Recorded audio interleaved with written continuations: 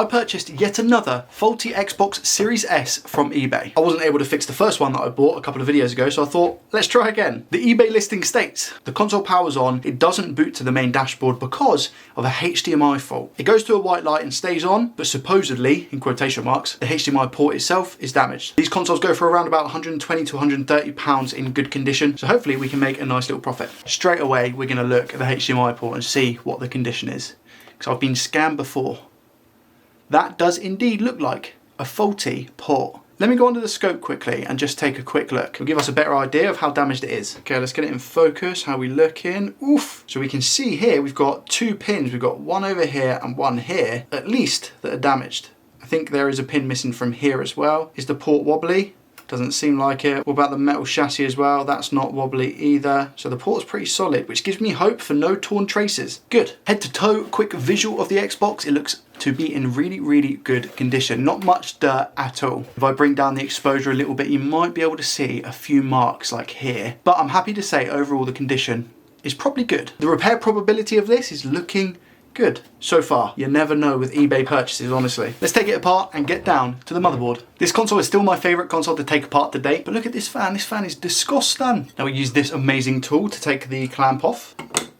Makes life a little bit easier. I picked this up from AliExpress for like 50p or whatever it was, plus the shipping, obviously. It just saves you from damaging underneath with like a screwdriver. Thermal paste on this is also looking a little bit dry, so we will get that changed later. I've not actually changed an Xbox Series S port yet. In the other video, I just made sure the pins were intact, so I don't actually know how difficult this is going to be. What I do know is that we need to remove these little grey sticky bits.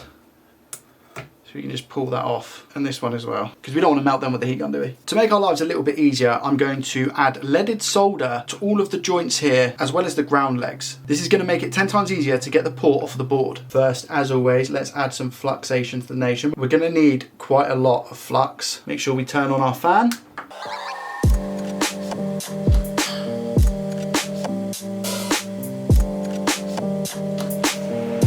More flux on the ground holes.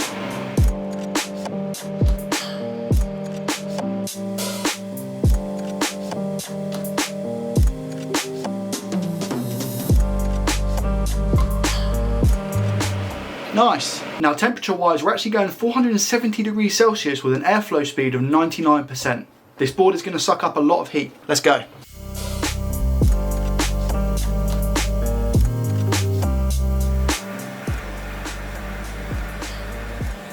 Very clean extraction, and what I am going to do whilst I'm here is just put some IPA on and give it a little clean. Just to kind of clean as we go sort of thing, you know. Makes everyone's lives a lot easier. It gives us a better finished product. There we go, that looks a little bit better. We'll now try and wick as much as this as possible, but if that doesn't work, I'm going to use the heat gun to take out the solder. The fan on again.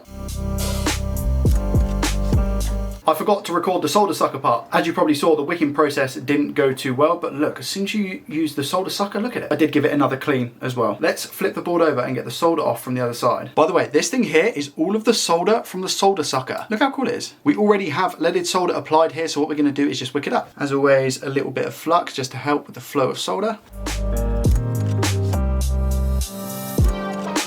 There we go. Another little clean with some IPA. We also have these little pads here, which I kind of forget about. I forgot about on the Series X as well. I was able to replace a port absolutely fine. However, you do need to remove the solder from them and put leaded solder on. It really helps with the strengthening of the port. Comment down below if you think this generation of Xbox has more port swaps than the last generation, the Xbox One X and the Xbox One S. Now we're going to tin these pads and these pads up again with leaded solder.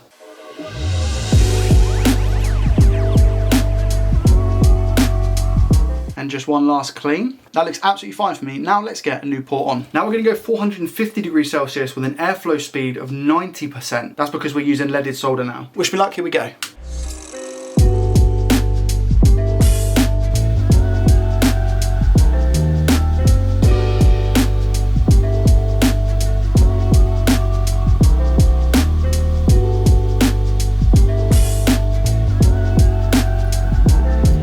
Moment of truth, how are we looking pin wise? I think we're looking all right. We're not looking too bad at all. Let's give them a little nudge test.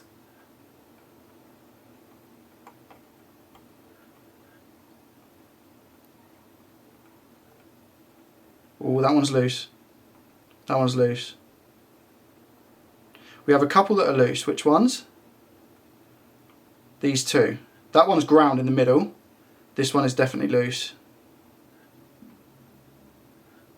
We get that sorted now. Tad bit of flux just around this area. I'm going to put the tiniest bit of solder on my iron. We're just going to dab it down.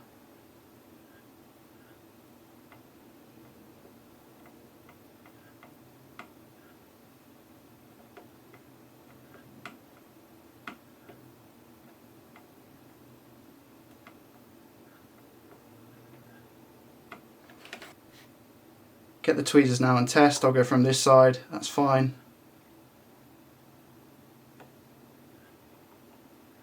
Yeah, all solid. I'm just going to check over all of them again because whilst I'm here. Perfect, all of these are good. Let's clean it up. Now an up close and personal look, that looks really good in my opinion. What do you guys think? Let's secure the anchor points here. Fluxation to the nation.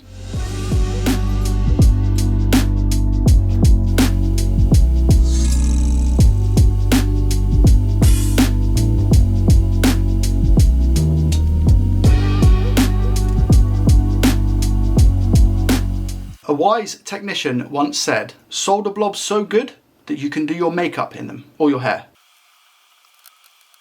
Being 100% honest with you, this hasn't been done quick. This has probably taken me about 30 to 45 minutes or so, just for the port swap. And I feel like there's nothing wrong with that, especially if you're doing this for a hobby, if you want to try and do the best job that you possibly can. I'm always keen to do the best job I can, and I think I'm happy with this one. Gorgeous. Check the other side. We don't have that much strength on the ground holds of the port. Let's put some more solder here and flux, and get this really strong. A little bit of flux there.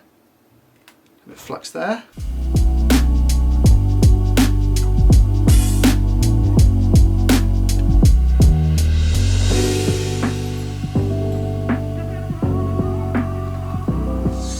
This one I managed to get solder in. This one I wasn't able to.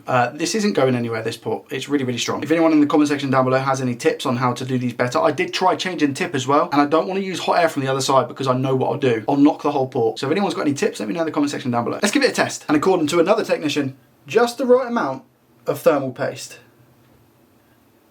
The Xbox is all plugged in, ready to test. Yes, maybe I've been an idiot again and put it all back together before I tested it. Here we go though, moment of truth. I'm going to turn the Xbox on in 3, 2, 1.